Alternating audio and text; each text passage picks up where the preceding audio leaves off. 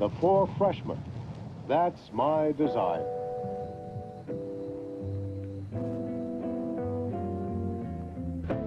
To spend one night with you in our old rendezvous. It was this quartet, the Four Freshmen, that dominated the American airwaves in the 1950s. Their lead singer was Bob Flanagan. His vocal range gave the group a special quality, which massively influenced the young Brian Wilson. I got in so goddamn, into the Freshmen that like I almost became the Freshman.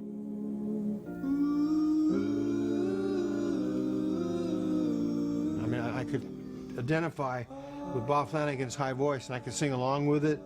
And he taught me how to sing high, and I kept singing like for a whole year. For a year I spent working with the Freshmen on my high fidelity set, and I'll be goddamned if I didn't learn every song they did.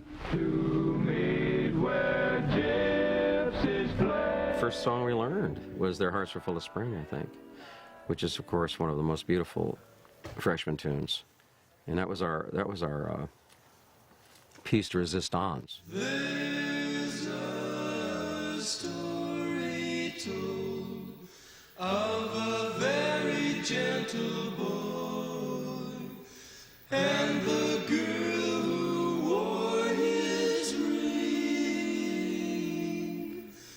through the wintry snow. The world they knew was warm, for their hearts were full of spring.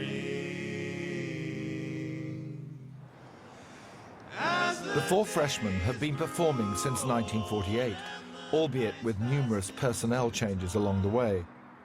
Here in the Californian desert, near the retirement resort of Palm Springs, the current incarnation of the Freshmen has become a much-loved institution. They play to packed houses season after season. Little surfer, little one, made my heart come all undone. Do you love me? Do you, surfer girls? I was a huge Beach Boys fan before I even heard of the Four Freshmen. So then to find out that like there was a connection later with this thing that I was doing, it's like, oh wow, like I came in that way, I came in from like I'm a huge Brian Wilson fan. I'm trying to sing like him, and he's trying to sing like, my part guy. Come rain, come shine, I meet you and to me the day is fine. Then I kiss your lips and the pounding becomes an ocean's roar, 10,000 drums. The Freshmen followed in the tradition of barbershop harmony singing, which they then subverted by giving the melody line to Bob Flanagan.